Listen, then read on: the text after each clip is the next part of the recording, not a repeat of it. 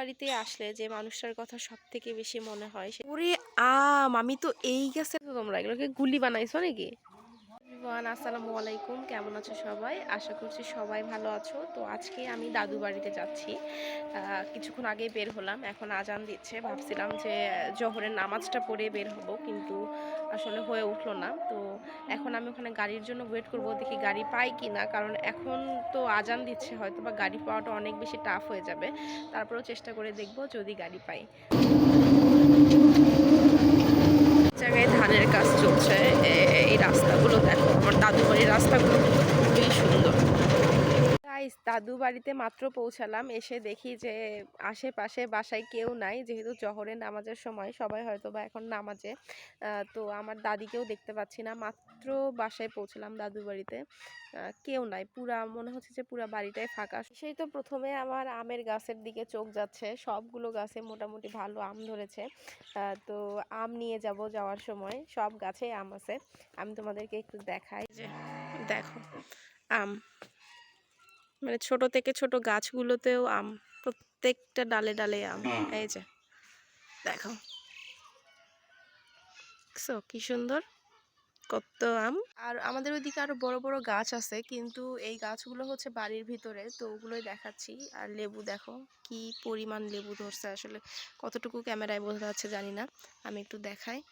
এই যে দেখো,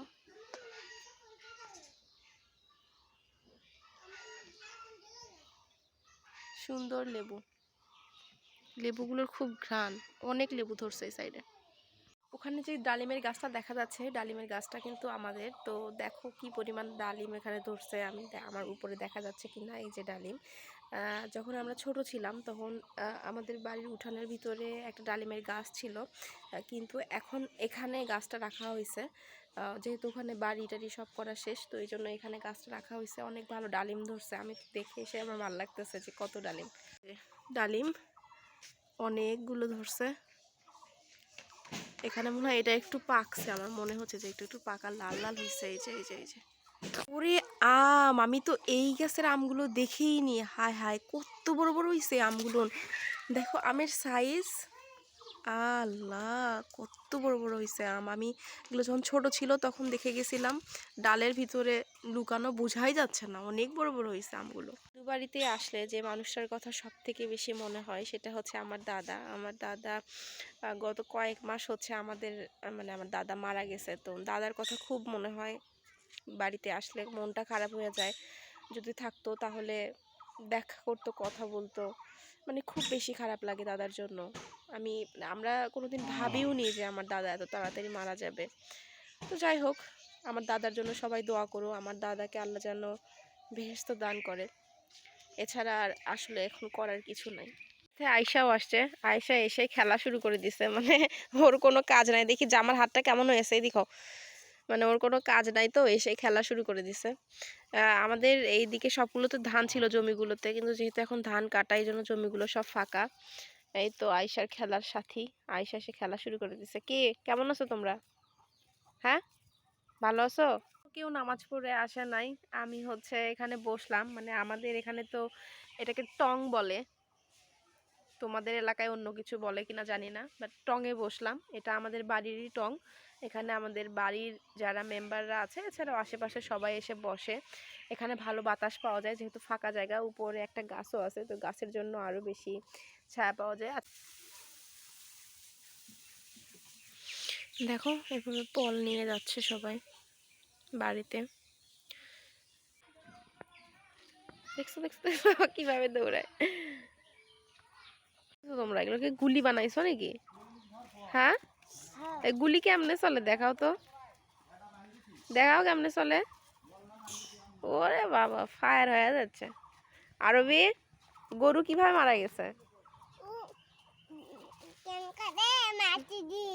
তোমার নাম কি? নিহা।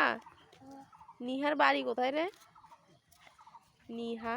আমরা মনে হয় এখন বাসায় চলে যাব।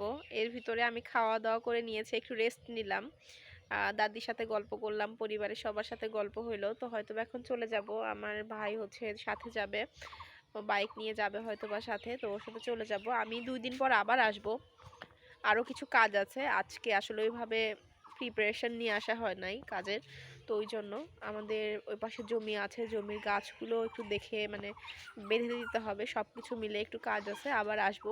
তো এই জন্য আজকে তাড়াতাড়ি চলে যাচ্ছি, আসবো আবার। কি বানাইছো এটা? হ্যাঁ, ভয়ানক গুলি? কি ভয়ানক গুলি? একটু চালায় দেখাও তো। ভয়ানক গুলি বানাইছে, ভয়ানক গুলি একটু চালায় দেখো তো ভাইয়া। ভয়ানক গুলি। এটা সাব্বির, এরা হচ্ছে কুতুব, এই কি বাহুবলী?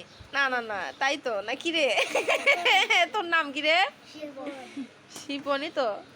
ইয়ে বাবা, আম বললো রে, দৌড়ো দৌড়ো দৌড়ো, ইয়ে বাবা পাগি, পাগি খাওয়া আম রে। কয়টা দাঁত পড়ছে? একটা পড়ছে খালি? আল্লাহ রে, তোমার কয়টা দাঁত পড়ছে? এই, তোমার কয়টা দাঁত পড়ছে? 8টা। তোমার? 10টা। এই গুড়া ঘুরি উড়া তো আমরা দেখতাম, তো সেই দিনগুলো তো শেষ হয়ে গেছে। তো আমরা উড়াবো এবার। আমরা বাসায় চলে আসলাম, তাই না? আবার ইনশাল্লাহ 2-3 দিন পর আবার যাওয়া হবে।